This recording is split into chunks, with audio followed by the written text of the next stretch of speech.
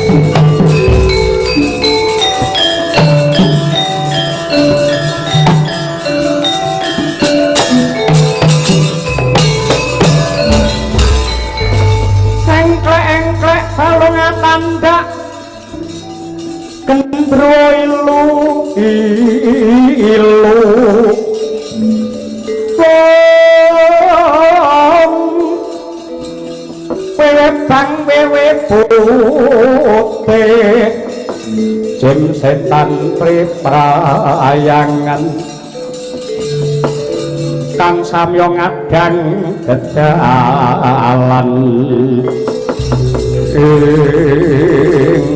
saya menengah lampai Dian Abimanyu anasak nusuk jroning wana Palasara datan gra itu lamun trenging wana kinarya pacak baris sing rata denawa watak wantune buta mambu gandaning sinatriya mangkono mangkrak krodha nyampe pangingkayon pating jartot swarane candrane nganti kaya jangkrik mambu kili.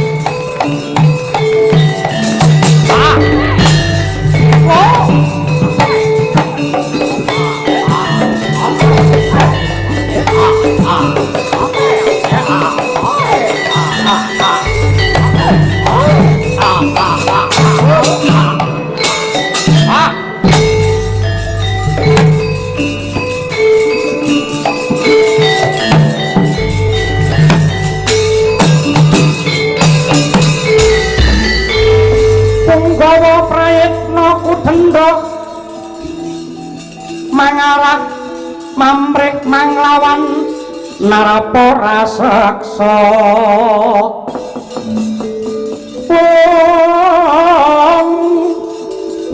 Gyakruragutten Hamamuter kunto Moksala Candra asa Bola dalah Om tete yuang kelut remas mati raja dewaku Mandek-mandek tak takoni yole-yole yogos ngaku sapa jeneng ngendi omah ngendi ngaku Buta ngendi dongkolan praceka Takoni turun bloko junjung dongkolan praceka si keparat Dongko papane yaksa praceka araning buta Nadyan kudu buta dudu buta berdua ora mletek saka kayu watu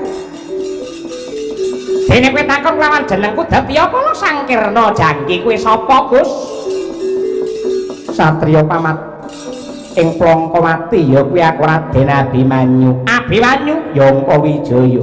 Semedya lumaku manyang endi? Ngetutke kedheping netra jangkaing suku krentek ngati. Ora kena wacut alas kene tak wingit. Ora ana gawar kentengang minangka pepalang. Das buta pating dibobok minangka petandha. Lamun ora sumingkir gedhe-gedhene ngubet lentis lakon tak pagas curiga nganggo pusakaku kelakon sirna margalayu Papo kabar apa Buta Mandawa Tata Kadewi Saya Indri Yaksa Sara Maruta Cara kaya manuk bancangan kopak kapita kaya buntute apa tamangin Urang waspada tibane Kyai Slebrak gilang-gilang pandamu kowe Gus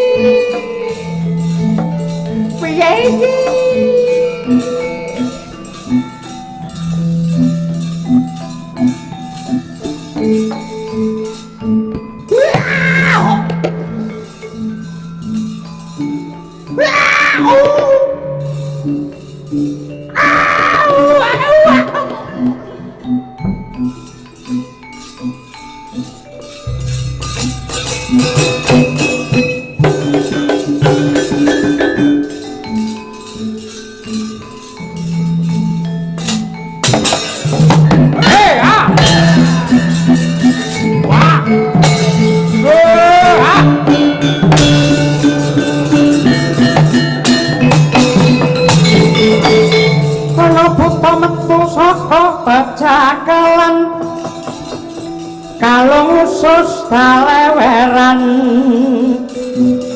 mangan daging palem-palem sarya mondong limpo sarya mondong limpo paman ladal Raro Gusti Tetes ngerti-ngerti ruangku wis dadi layatan satriya ngibarate wong kethok-kethok pringaja kok pilih sing lempeng sing bengkong akeh socane terjangan adoh barang Bedrawa cedhak saut kiri kaki serampat hilang nyawamu wis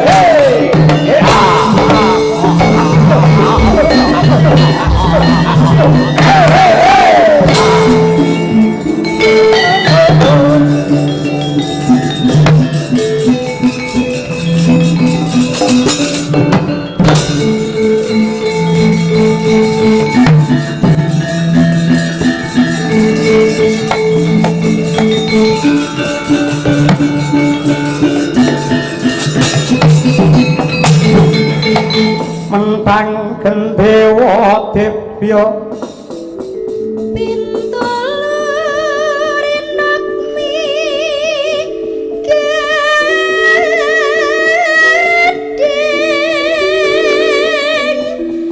Paryanyo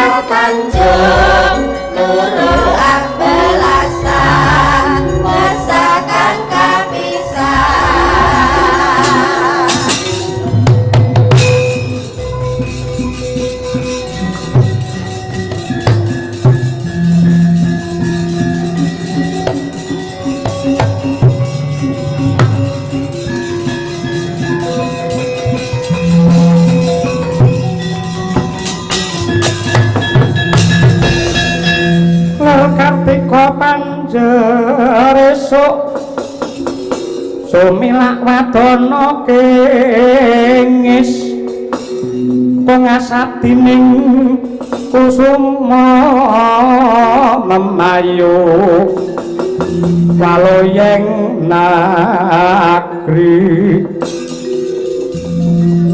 kraitanen dimen ngrabdo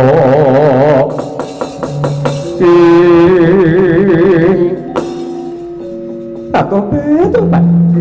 Yen ora kleru kang dadi pamawasku ya iki ingkang sinebut Mandira Kresna ingkang mapan ana ing Gunung Kailasa. Manut kabar sing ndak tampa papan iki bisa nyembadani sing reksa utawa sing nunggu ning Mandira Kresna iki bisa minyak. Minangkane apa wae kang dadi panjaluke titah. Nadyan to kudu nganggo pitukon. Sinten kemawon ingkang mbah reksa wonten ing sangandhaping waringin cemeng menika kula penantiwati ingkang sowan kula nyuwun sugih, kula nyuwun grembyang, kula nyuwun dados tiyang ingkang pinten dalu numpuk brana arta.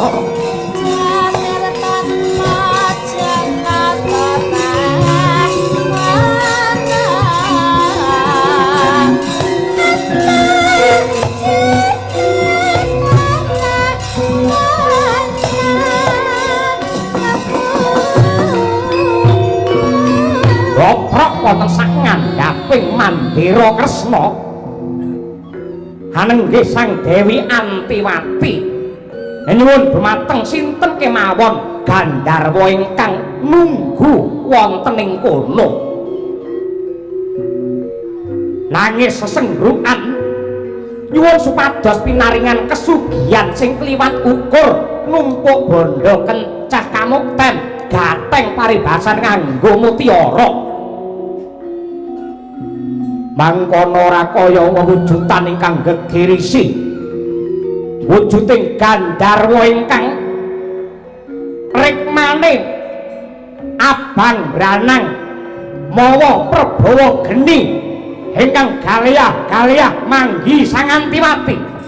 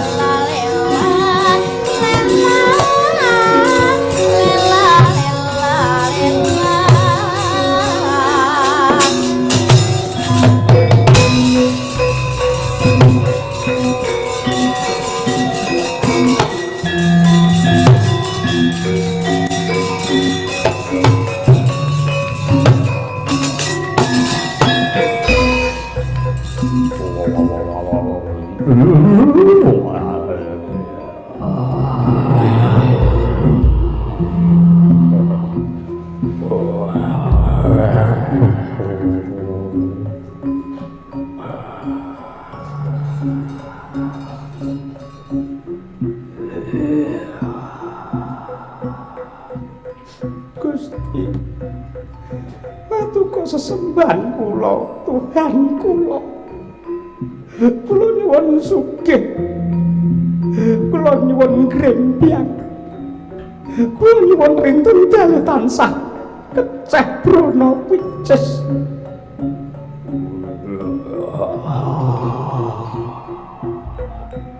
Antiwati,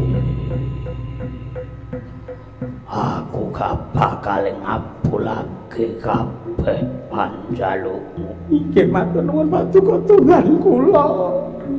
Ya, nanging kowe perlu ngerti, yen kowe kepengin sugih sadeg saknyet iki kowe bisa dadi wong sugih. Ning wong sing golek pesugihan kaya kowe iki sugih glandang utawa narik rejekine anak putumu besok. Kowe kelakon dina iki sugih ning aja kaget lamun to anak putumu delak-delak keserakat uripe mergo catahe rejeki wis tok jaluk Antiwati. Aku kula mlarat putu kula mboten duwe mboten napa-napa sing penting kula sugih. Sing penting kula sugih saged pamer dumateng kanca-kanca wonten arisan.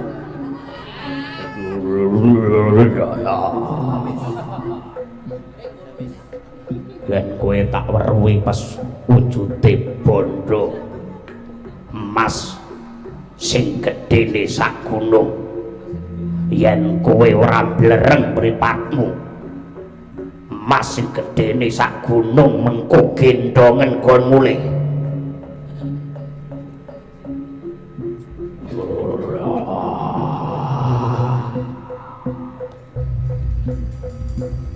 Ucap datan kedhep Sang Antiwati mulat mewujudan mutiara emas ingkang mebyar blerengi mripat.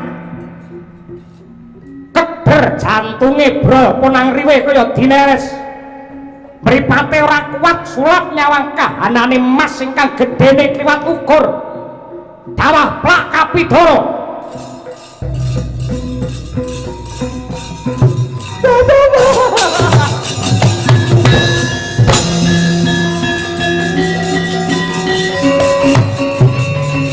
Gak apa to?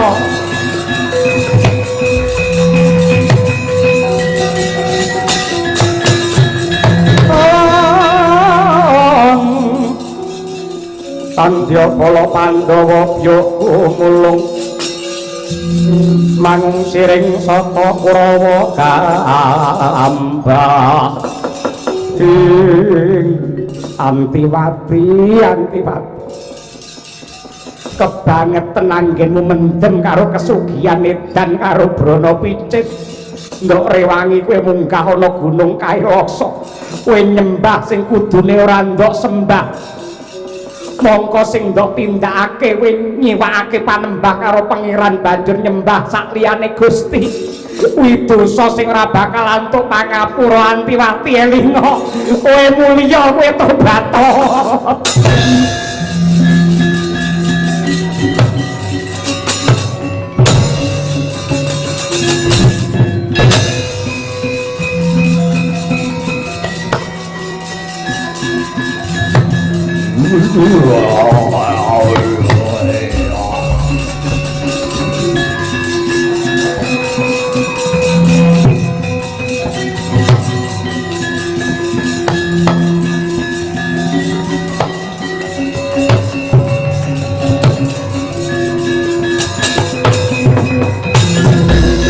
Yata laruta saking Buddha Guru kula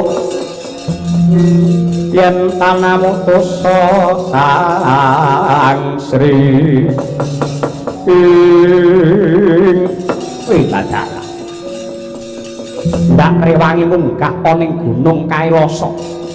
Ripalungguhan iki wis bisa nemokake Mandira Kresna utawa ringin ingkang ulesi ireng. Wah gedene semene juranggenku mbedol wae kepiye apa meneh kudu tak gawa mring negara Ndarawati tak tancepake ana ing alun-alun. Ya pancen kaya mengkene abot sanggane wong arep dadi ratu ana ing Ndarawati. Kekuatanku sak anane tak tumplake nggih mbedol Mandira Kresna iki.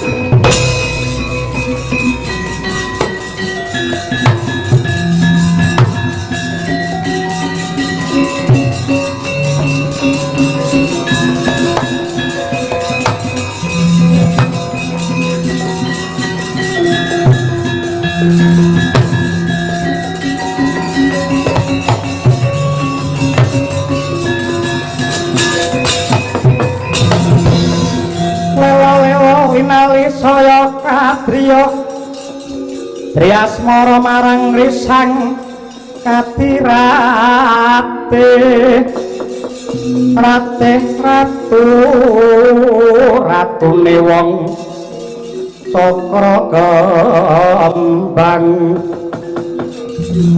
kembang jaya kusuma asih mring kula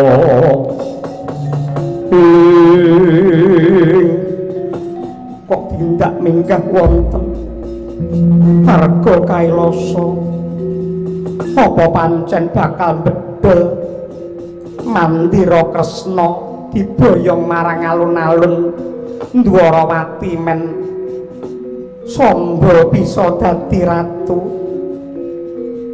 Beda tujuane Haknyonowati.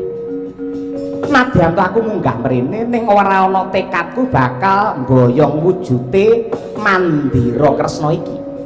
Nanging papan iki papan sing wingit, papan iki papan sing duwe daya kekuatan ngidat-ngidati.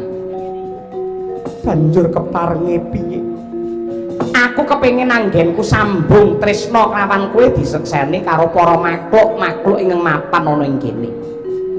Tegese, ayo nyuntak katresnan ngesok dirayana sak ngisore Mandira Kresna iki.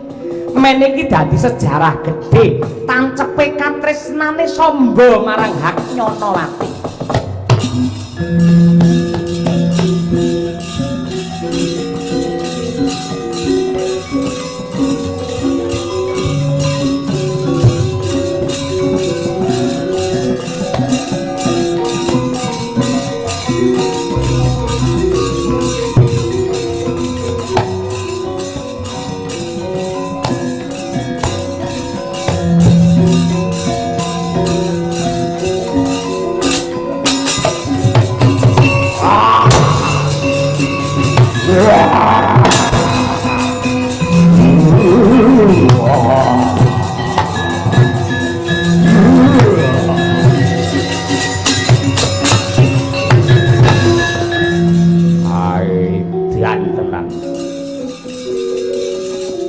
ngerti karo kautaman iki calone papan kanggo nurunake nur buating Gusti parandene kowe wani berbuat tidak senonoh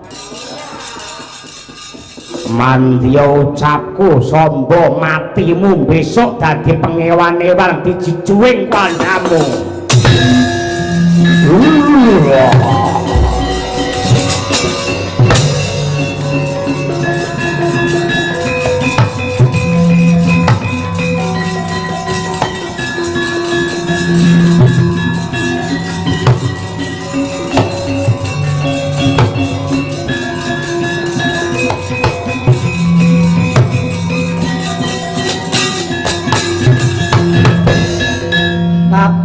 aduh paman papan cengkrimanku apa semalana disudo wong manto pademang lapine abang lan umur yen kos pratulung sekolah lamun turun kata senenge kembang terasa lamun pusaka ranyata kanggo jiwa bisa selae nyata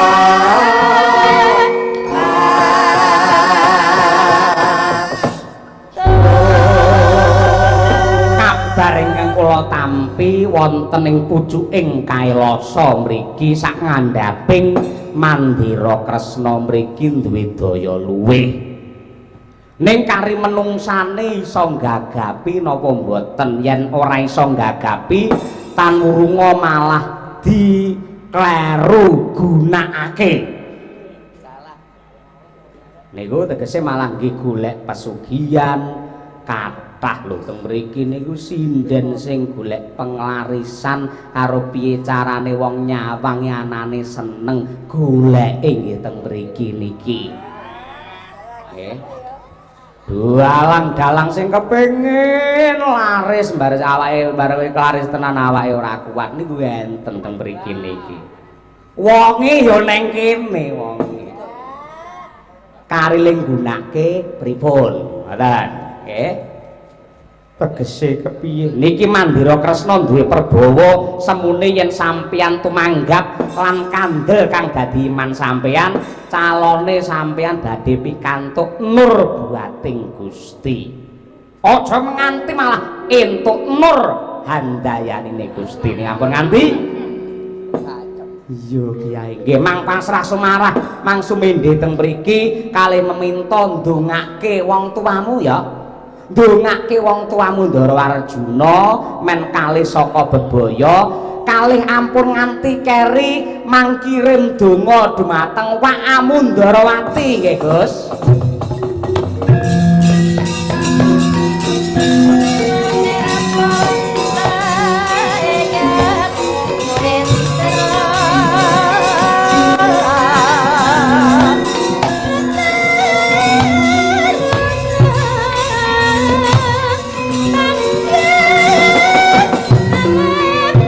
padha pangandikane Ki Badranaya nenggih Sang Angka Wijaya sadakep saluku tunggal nutupi baban hawa sanga tingkem kang netra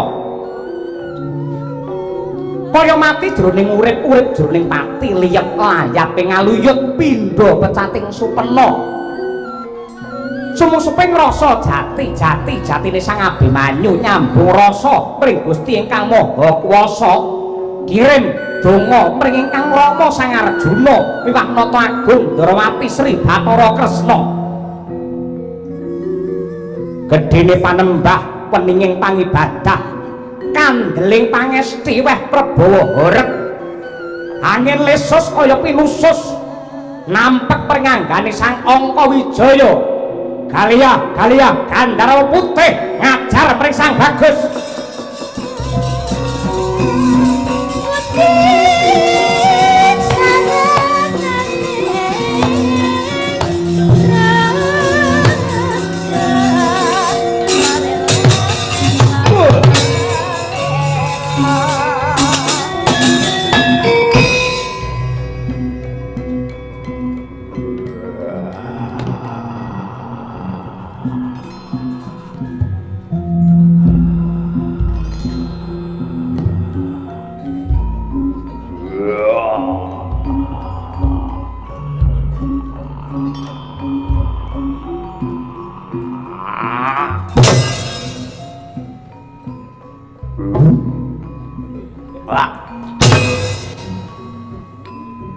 Ah.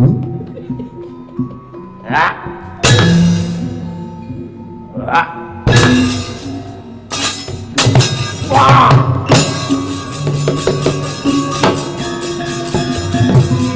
Wah.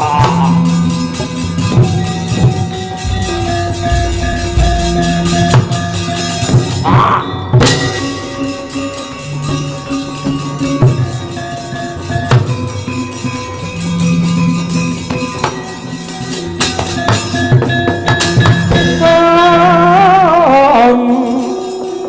Kenyoler Praboto abang kalagar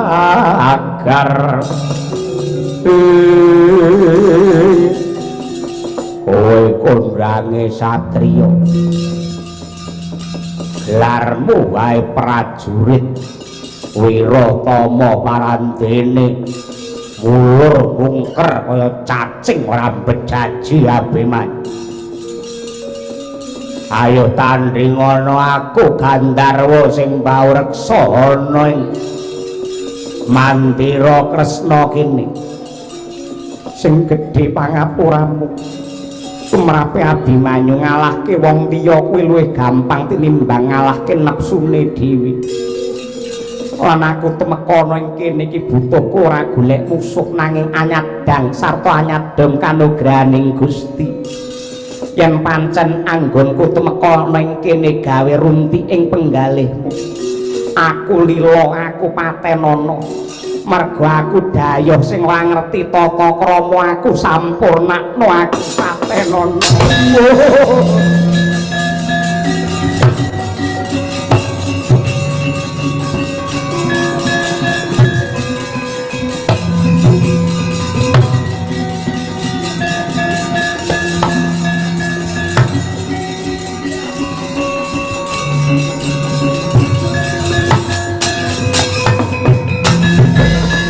Ritu mawur mangawur-awur rahan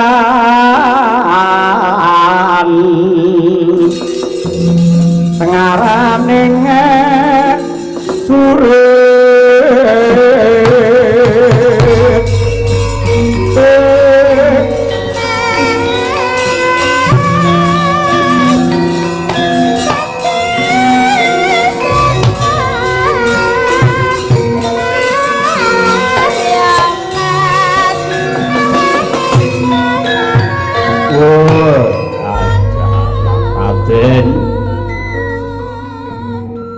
wis ndak tintingi, wis ndak etung, wis ndak saring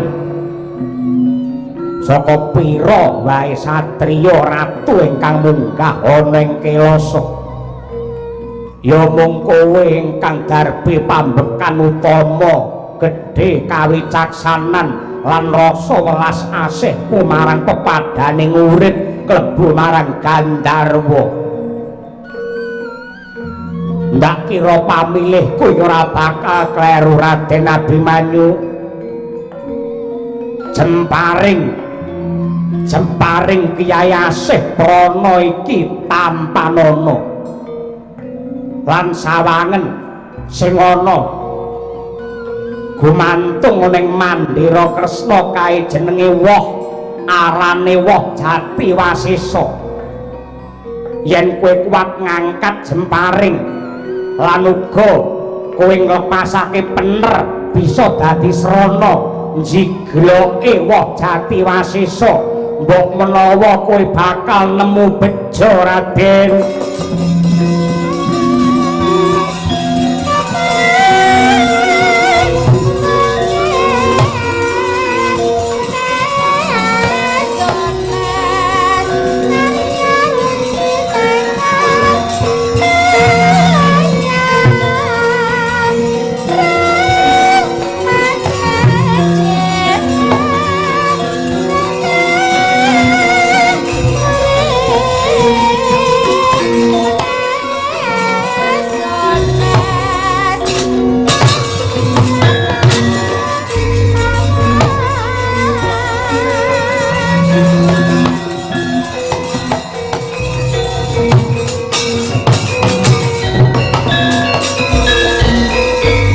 bala kang tuminga acampuh samya madali lir tapik wiladeng koto dahyanggung manguncang niti ucap sangon kawijaya amegeng napas panupus nadyanto glandang wujute gendhewa ingkang pinapanake wujute jemparing Kiai Asih Prana parandene den sebul mawi donga pangesti kebat kaya kilat kesip kaya tatik jemparing Asih Prana ngenani wujuding woh Jati Wasesa ingkang yektine woh Jati Wasesa wahyune kraton utawa wahyune Kanarendran wahyu wujude woh manjing pring Sang Angkawijaya Mandira Kresna babar Natandrawati Sri Bathara Kresna jemparing Asih Prana babar Sang Dananjaya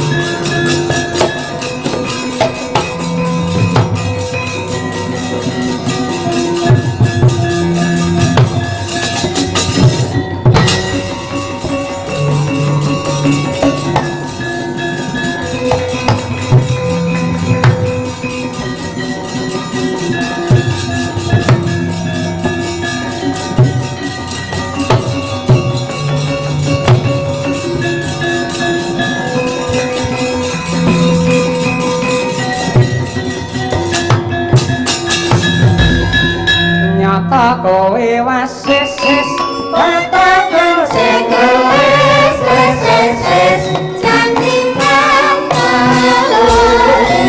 iki janting sungan selangit batakan apa pikir rasenku batakan apa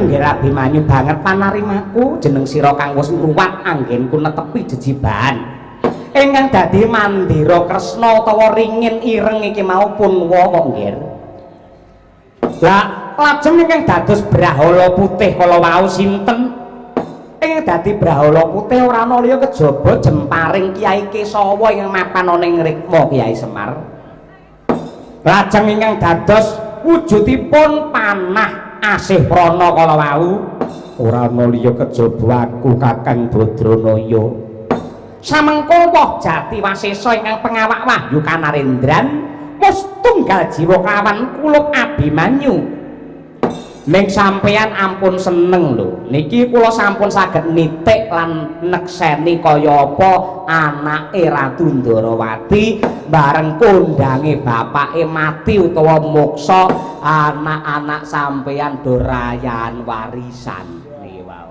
nggih mongko sampeyan niku socaning rat oboring jagat titi sing Bathara Wirbenu Wisnu Kakang Wisnu parandene kok anake do kami bandan kaya ngono do edan karo kelungguhan kaya ngono kuwi mbok menawa sampeyan perlu nuwun sewu sinau aja mung ngopeni karo wong akeh aja ngopeni momong kalih para Pandhawa lan jagat sak isine kala mangsa anak sampeyan ya kudu antuk kawigaten anak sing duwe patrap kaya ngono kuwi dudu klerune Boma Samba ning klerune wong tuwa piyanggene ndidik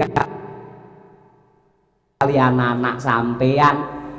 Iya Kiai matur nuwun kowe ngelikake kelawan aku ya wis tak budidayane muga-muga becik dadine nggih matur nuwun Ndara Abimanyu sampun pikantuk wahyu woh Jati Wasesa Jatiwasesa menika tegesipun sejatine kepinteran anggone Masesa dumateng hawa nafsunipun piyambak ingkang kados sampun mang tindake kala wau mboten kenggo nadyanto diajar kalian wujudipun Gandharwa nanging tetep meleng lan pangestine bisa wening anggene pasrah sumarah wonten purbane Hyang Agung kanthi mandhaping wahyu Jatiwasesa wahyune kraton mugi-mugi anyrambahe dumateng keluarga ageng ingkang lenggah wonten ing dusun Kerandon Geneng Sari Palakarta Sukoharjo wiwit saking perangkat ngantos masyarakat para pinisepuh adisepuh kiai alim ulama lan sedaya para kawula tansah jinangtung dening kamulyan pikantuk wujuding wahyune kamulyan ingkang andadosaken ing mriki murah sandang pangan. Dene kula Semar ingkang ayahi wajib ngrumaosi kathah ing rek kalepatanipun mila nyuwun gonge samudra pangaksami. Sak bejo-bejane sing lali sih bejo sing eling lan waspada monggo meminta dumateng Hyang Agung mugi-mugi ing donya tansah manggih hayu-hayu lan rahayu Gus.